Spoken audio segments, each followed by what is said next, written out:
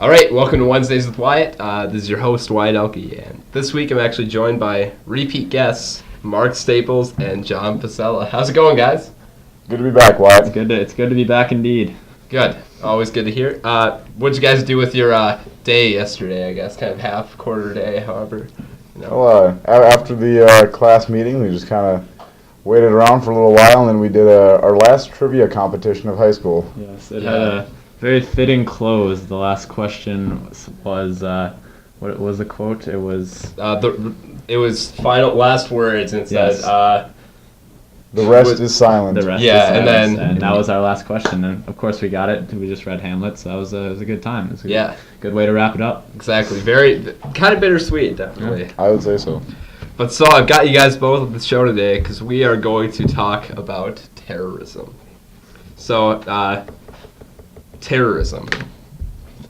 Yeah, well, it's for well over a decade. It's been a hot topic in American culture, and it's something that people often don't take for what it actually is. But terrorism is anything that is made to incite terror in the people of a society, and you can certainly say that it's done so in the past, and even now in the future, in the present.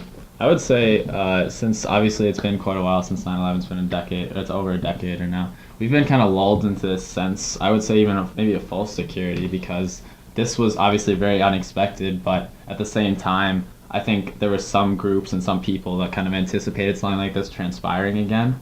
But as always, when these things happen, it just hit America extremely hard. Yeah. And it was obviously the backlash and the ramifications of what is about to happen are obviously tremendous. I mean, obviously, there were kind of minor, terrorism attempts in the years since 9/11. Thing popping to my head is the shoe bomber for some reason. Yeah, but that's what it never seemed quite as, real as when this sort of thing happens. And for anyone who's wondering, what this is we're referring to that we haven't discussed yet, about a week and a half ago, I think, in Boston at the marathon, there were 2 explosions that went off, and there was kind of an ensuing week of terror out in the Boston area as people were trying to locate the suspects and really trying to get to the source of all the problems. Yeah, and then, in addition, there was that Ricin case, too. Yeah. The person tried to poison the president. But I guess just, it'll be, today when this airs, I guess,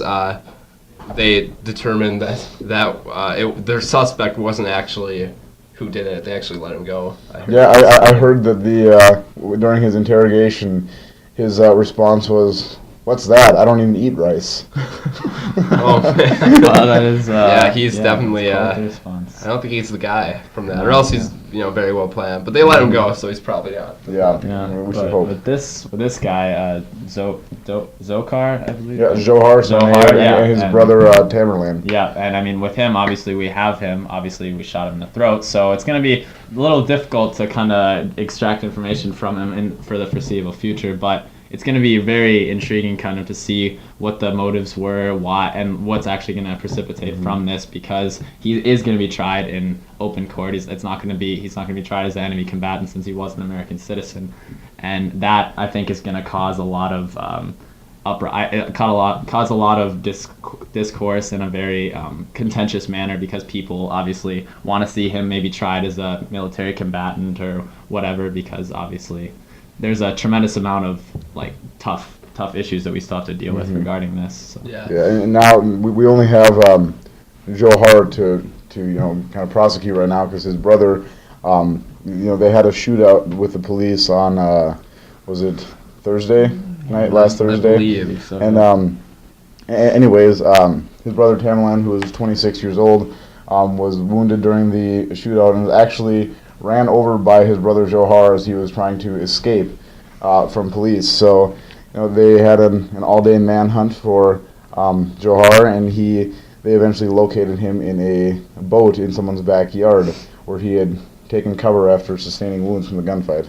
Yeah, it's I understand you were actually on the East Coast. Yeah, it was some very unfortunate timing, but I had went out there for college visits. They were planned to be that weekend. I was up in, it was after the bombing had taken place. So there's already a little bit of tension out on that side of the world. But I visited Dartmouth and Hanover, New Hampshire. So I was about 2 hours away from Boston when all the gunfight happened. And so since Boston was locked down and it just wasn't safe to be there at all, we actually stayed an extra day in New Hampshire before we went down there. And it was definitely edge of the seat watching the news all day long to just see what was going to happen and how it was all going to end up.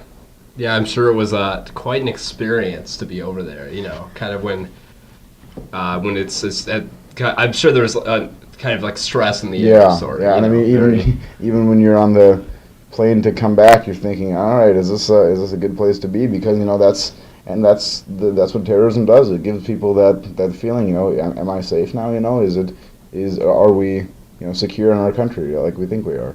Yeah, and I think this specifically is definitely going to raise a lot of discussion. Yeah. Yes, I would say so, absolutely. I mean, how do we deal with these things before obviously we expect anything to happen, because we always have to be on constant watch of these things, with obviously terrorism being extremely a considerably vexing issue that's going to continue for quite a while, I would say, if it ever stops. And because people just they want to rile people up, then that's why it's interesting to see the motivations in these instances. Obviously, it's awful regardless, because it's an important act to do all these things, to maim all these people and to kill these few individuals that did die. And to see why in the world anyone would want to do this is just kind of, it's going to be very very captivating in these ensuing weeks and months. Well, you go ahead. I was going to say, now as it's pursued, everyone's going to have to kind of keep a watch on it, because with Tamerlan deceased and Joe Har, barely able to communicate, the few things he has said to authorities is that he was influenced by his brother, and it wasn't his actions, and it wasn't his call for doing that. But we have to be very cautious in what we take, because he's we have to find the source. Were they acting alone, or were they acting as a part of a group? And that's something that it'll be very, very vital to analyze that interrogation. Yeah, and I mean, I think it's a good thing that we captured at least one of the suspects, as opposed to just, killing them, I guess, because exactly that reason we can determine more about the rationale behind it, answer more questions. I think. At the very least, it opens up the door to be able to unravel these various strains of information and see back to if it ends with them, like if the buck stops with them, or if there is another large force that was involved, that they were involved with, or had anything to do with it as well, because that's something that we're going to have to deal with as well. If it was only them, I think that makes a significant difference in how we deal with it, because it obviously is more isolated. They're fairly insulated from what's happening, but it's still, regardless, obviously, we need to find out in the near future what exactly led to this and where this came from, whether it's top down or it just stops with them. Yeah, so I think we'll be seeing, regardless of what we find out, like lots of talk, like in the legislature, about specific things, related to that. I know I saw like one person that said, "How is this going to relate to the immigration bill that's coming on?" And I think we'll see lots of discussion like that, good or bad. Yeah. It's obviously to the person to decide. Yeah. I don't know. It's I think bottom line, times are changing here in the U.S. of A. Yes, they are, and we need to prepare and anticipate what's going to happen in the future, because we don't want things like this to transpire ever again if we can prevent it, and at the very least on a much smaller scale, and just hope that we can put an end to them. Yeah, exactly. But thanks for being on the show today, guys. Coming back on the show, I guess I should say. And thank you. Thank you to everybody for listening. Until next time.